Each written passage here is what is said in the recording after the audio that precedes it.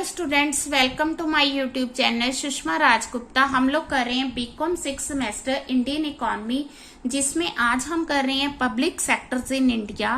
Public sectors in India का जो chapter है हम बीके पब्लिकेशन की बुक से कर रहे हैं।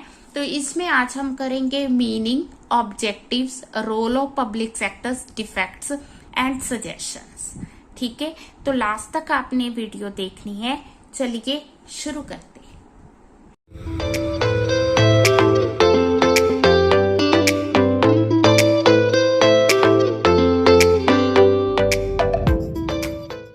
हाँ जी, public sector in India.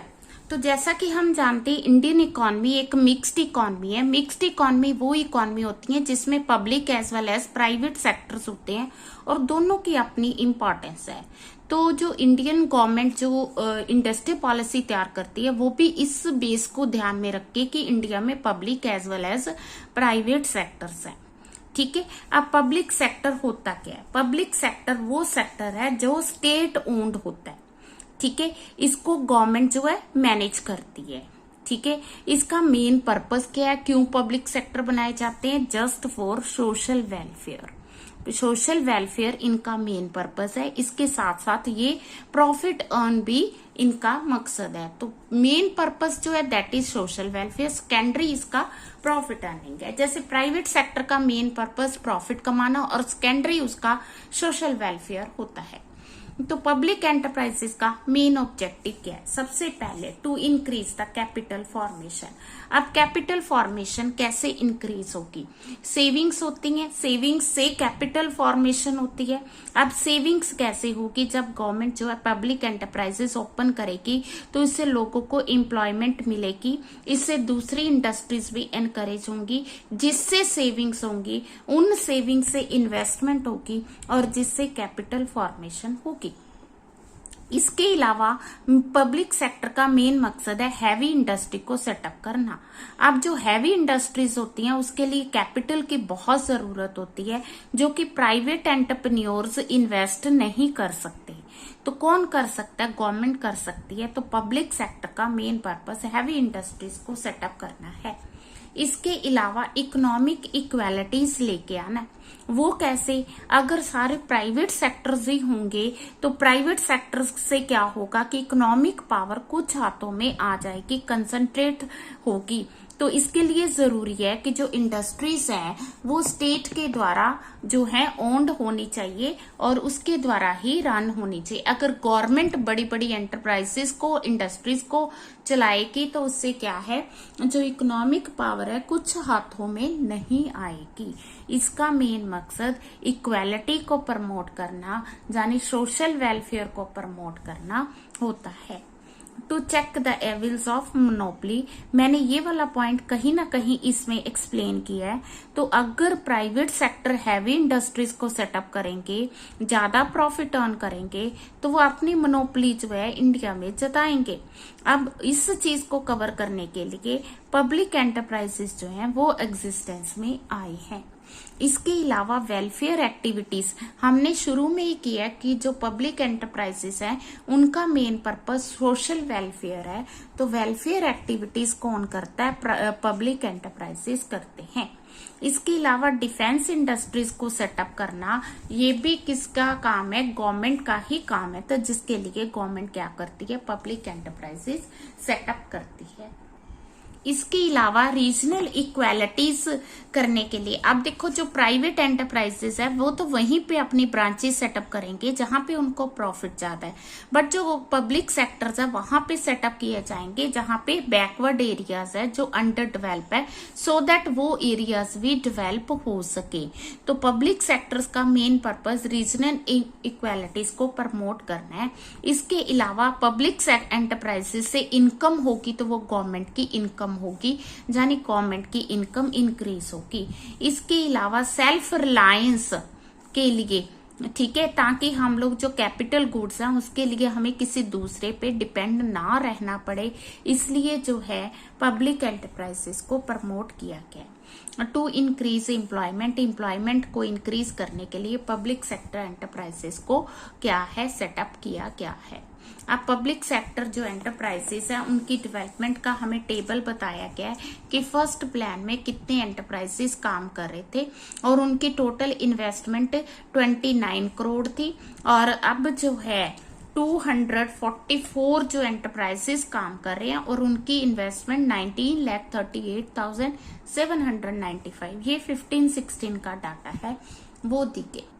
Role of significance of public enterprises, सबसे पहला रोल तो कैपिटल फॉर्मेशन का है। जैसा कि हमने पहले किया, जो पब्लिक एंटरप्राइजेस है वो इकोनॉमिक डेवलपमेंट में मदद करते हैं। अंडर डेवलप कंट्रीज जो होती हैं उनमें सेविंग बहुत कम होती है, सेविंग कम की वजह से कैपिटल फॉर्मेशन कम होती है। तो गवर्नमेंट ने क्या किया, इस चीज को कवर अप करने के लिए पब्लिक एंटरप्राइजेस सेटअप किए हैं। ठीक है, तो इसमें बताया कि कैपिटल फॉर्मेशन में पब्लिक एंटरप्राइजेस का शेयर क्या है। पब्लिक एंटरप्राइजेस का पहले शेयर 46% और प्राइवेट का 54 था। अब जो है पब्लिक एंटरप्राइजेस का शेयर 21% और प्राइवेट सेक्टर का 78.1% है। कंट्रीब्यूशन टू जीडीपी, इसके अलावा जो पब्लिक एंटरप्राइजेस हैं उन्होंने जीडीपी में भी कंट्रीब्यूशन किया। उनका जो जीडीपी में कंट्रीब्यूशन है that is 20.4%। Basic industry, public enterprises हैं उनका मेन मकसद बेसिक और हैवी इंडस्ट्रीज को सेटअप करना। इसमें heavy machine industry, fertiliser, atomic energy, ये सारी जो है इंडस्ट्रीज आती हैं। इसके अलावा जो पब्लिक एंटरप्राइजेस हैं वो ट्रांसपोर्ट इंफ्रास्ट्रक्चर को भी डेवलप करते हैं। इसमें आ गया transport, power, communication, basic industries. तो इंफ्रास्ट्रक्चर को सोशल ओवरहेड कॉस्ट कहा जाता है। Expenditure on development of infrastructure को सोशल ओवरहेड कॉस्ट कहा जाता है।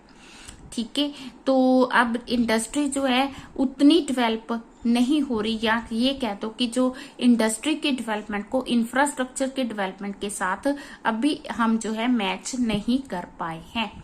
इवन देन पब्लिक एंटरप्राइजेस जो है इंफ्रास्ट्रक्चर को भी डेवलप करते हैं। इंपोर्ट सब्सटीट्यूशन हमने किया कि जो पब्लिक एंटरप्राइजेस हैं वो क्या करते हैं, पब्लिक एंटरप्राइजेस बेसिक और हैवी इंडस्ट्रीज को सेटअप करते हैं। अब बेसिक और हैवी इंडस्ट्री इसलिए सेटअप की जाती ताकि हमें कुछ भी इंपोर्ट ना करना पड़े। तो इसका मकसद है जो चीज हम इंपोर्ट करते हैं उसका सब्सटीट्यूशन तैयार करना। एक्सपोर्ट प्रमोशन, इसके अलावा पब्लिक सेक्टर जो है वो एक्सपोर्ट्स को भी प्रमोट कर रहे हैं। ठीक है, तो ये रेलवे इंजन, स्टील मशीनरी को ये जो है एक्सपोर्ट कर रहे हैं। State trading corporation, mineral and metal trading, इन्होंने भी काफी काम किया एक्सपोर्ट को प्रमोट करने में। लेस रीजनल डिस्पैरिटीज, तो जो पब्लिक एंटरप्राइजेस हैं जैसे कि इनका पर्पस ही रीजनल डिस्पैरिटीज को खत्म करना है, तो इन्होंने काफी खत्म करने के लिए स्टेप्स भी उठाए हैं और उसमें जो है इनको जो है सक्सेस भी मिली है। ठीक है, तो इनका मतलब कि डिस्पैरिटीज को खत्म करने में सिग्निफिकेंट रोल है। 3 big steel plants in public sector जो है वो सेटअप किए गए हैं, जो सिर्फ बैकवर्ड रीजन्स में ही सेटअप किए गए हैं। Then socialistic pattern of society, जो इंडस्ट्रियल पॉलिसी ऑफ इंडिया है उसका मेन मकसद पब्लिक एंटरप्राइजेस सेटअप करना, सो दैट कि वो सोसाइटी के वेलफेयर के लिए काम करें रेदर देन अपने प्रॉफिट्स के लिए काम करें।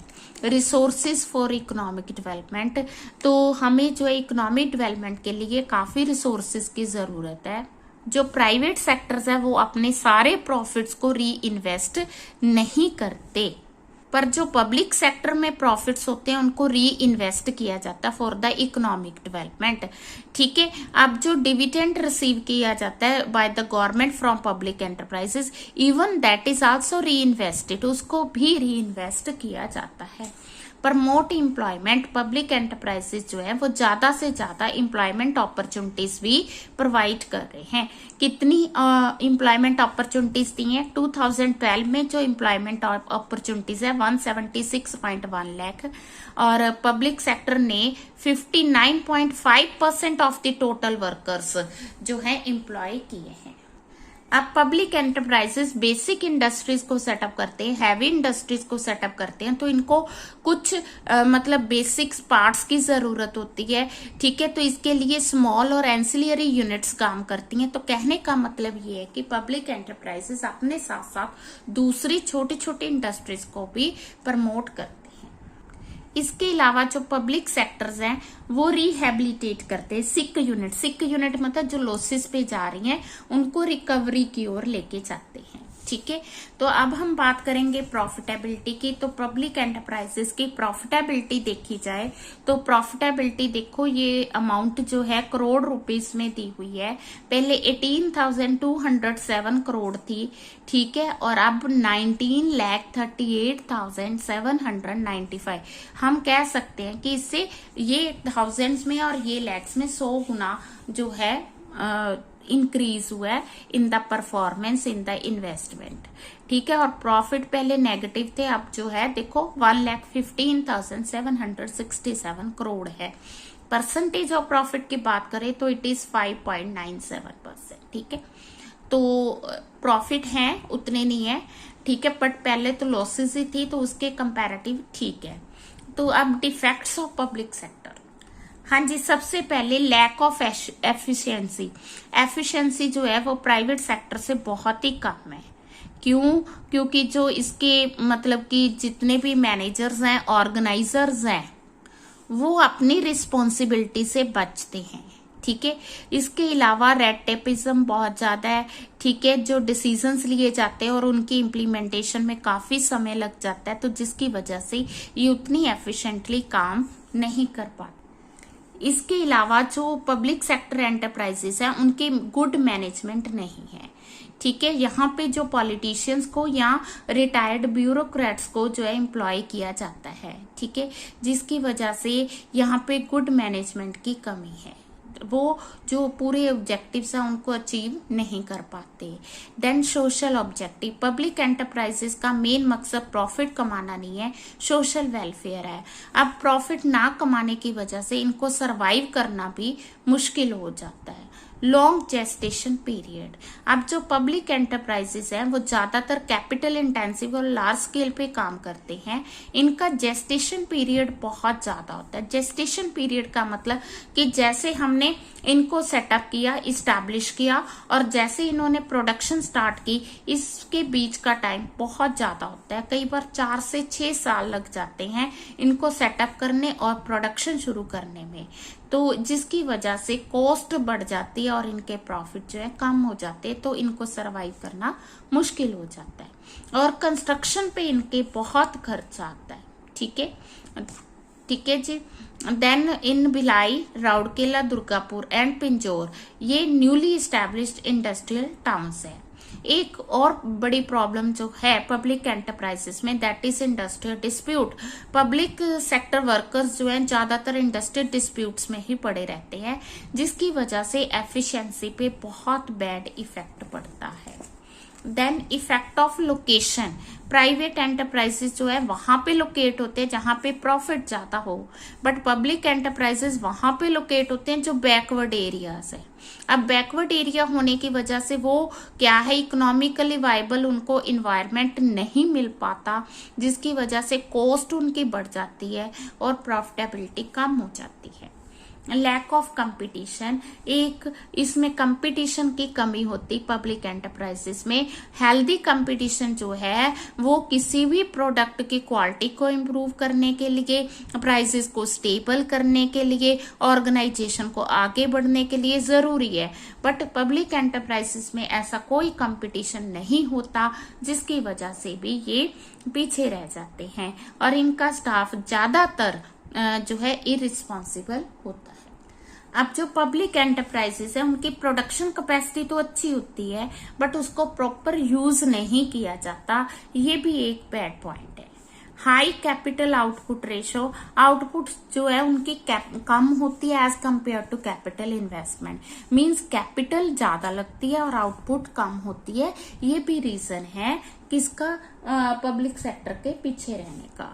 ओवर स्टाफिंग, पब्लिक एंटरप्राइजेस में ओवर स्टाफिंग है।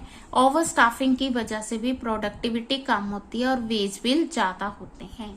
ओवर कैपिटलाइजेशन, यहाँ पे कैपिटल बहुत ज्यादा इन्वेस्ट की जाती है। अब गवर्नमेंट ने क्या किया, पब्लिक एंटरप्राइजेस को इम्प्रूव करने के लिए क्या क्या सजेशंस दिए हैं? सबसे पहले सेक्टर कारपोरेशन, इसमें उन्होंने एडमिनिस्ट्रेशन ने डिसाइड किया है कि जो एक तरह के पब्लिक एंटरप्राइजेस हैं उनको एक सेक्टर के अंडर रखा जाए। जैसे ऑल इंजीनियरिंग एंटरप्राइजेस जो हैं उनको वन कारपोरेशन के अंडर, फर्टिलाइजर एंटरप्राइजेस है उनको अलग कारपोरेशन के अंडर रखा जाए।